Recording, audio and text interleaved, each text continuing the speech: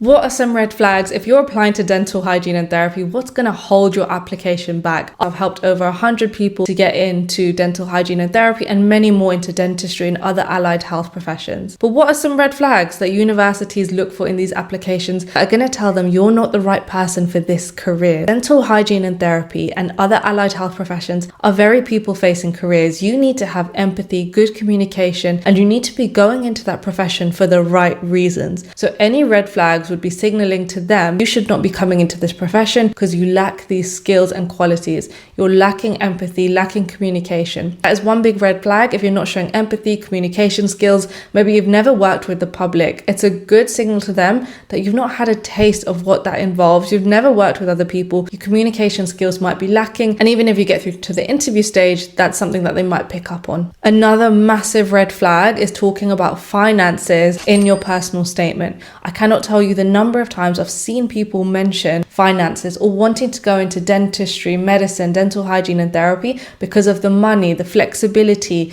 the ability to be able to work part-time or the normal hours. They don't want to hear this. It's like you telling them, I want to go into this career because it pays well and it's convenient. And you're dealing with very anxious, vulnerable patients, and you do need to have a huge amount of empathy. So if you give any signs that you're in it for the money, you're not going to last in this profession. But any signs like that in your personal statement, it's going to be an immediate rejection. Another big red flag in your statement is not mentioning that you understand the roles and responsibilities of the career. For example, if you're talking about going into radiography or dental therapy, but you don't mention that you understand the roles of a dental therapist, it's going to immediately signal to them that this person doesn't actually know what the role involves. If you don't know what the role involves, you've not done enough research, maybe you've not shadowed enough, then you might not be the best person for this role. It's already super competitive and lots of people applying. They're going to go for somebody who clearly understands what the role involves, not just the rewarding aspects, but the challenging aspects. If you're not showing that you understand the difficulties, or you're not highlighting that you're a resilient person, or you're not showing any signs you're able to handle the difficulty or intensity of the course,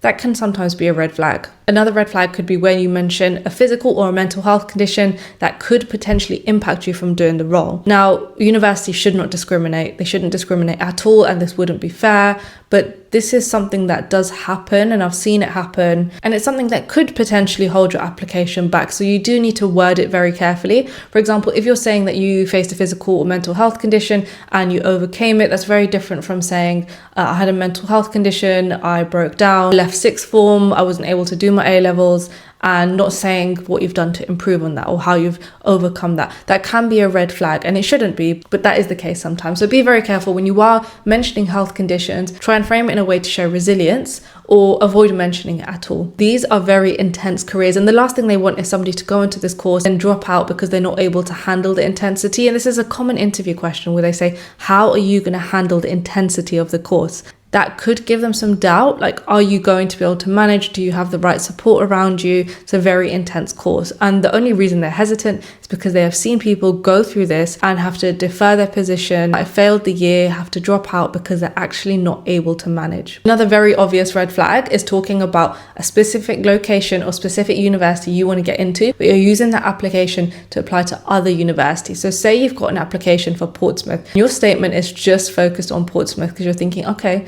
this is my main one, so I'm going to talk about Portsmouth in my statement. If you then apply to other universities, you might be signaling to them that you want to stay in Portsmouth. This is where you're based, and this is where your family are, this is where your support system are. They might start to think, okay, this individual clearly is applying to Portsmouth, and that is going to be their top priority. And if they give you an offer, they already know you're going to reject it. So they might be hesitant. So just be very careful giving any indication that you might be tied down to a specific location. So these are just a few red flags that do stick out to me. Sometimes when I'm reading applications, there are lots of other things that do pop up, and I do recommend reframing it or rewriting it. Always best to get it checked. Sometimes people don't realize that these can be red flags, or they're talking about something that was very personally motivating, but it can signal something else to admission tutors. Be very careful. Get someone to double check your statement and make sure that person is somebody who's actually got an experience with applications. A lot of people reach out to like a dental student or dental hygiene student. Sometimes they reach out to this individual thinking, okay, this person's gotten in, so they must be an expert, they must know what the admissions tutors are looking for. It's more helpful to reach out to a college tutor or a university advisor or somebody who actually works with personal statements and has seen what's worked and what's not worked over the years. So somebody who's got a lot of exposure rather than just their own personal individual experience. So always get a second opinion if you can. If it is a red flag that I've mentioned today, just think about whether it's worth including it or reframing it or wording it slightly differently. Make sure you're applying with a strategy, carefully reviewing every line of your statement, and let me know exactly what other videos would be really helpful if you're applying to dental hygiene and therapy or other allied health professions.